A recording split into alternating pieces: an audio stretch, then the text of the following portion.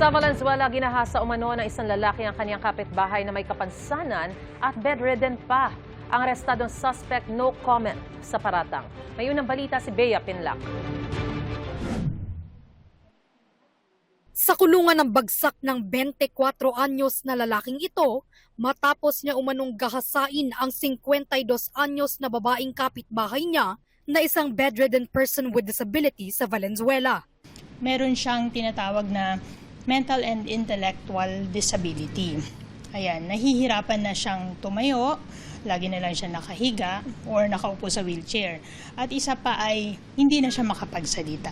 Base sa investigasyon ng pulisya, nakitang umaaligid ang suspect malapit sa nakakandadong pintuan ng bahay ng biktima noong Biyernes, September 6. Naiwan mag-isa ang biktima sa kanilang bahay dahil may binili sa labas ang kanyang kapatid. Sa ika-4 na balik daw ng suspect, nabuksan na niya ang pinto ng bahay ng biktima. Humingi ng tulong sa mga barangay tanod ang isang kapitbahay nila nang makitang pumasok sa loob ng bahay ang suspect. Nang kanilang buksan nga yung pinto, ay doon nga nila naaktuhan na itong lalaki or yung suspect nakapatong pa mismo doon sa biktima. Wala siyang saplot sa katawan, ganoon din yung biktima.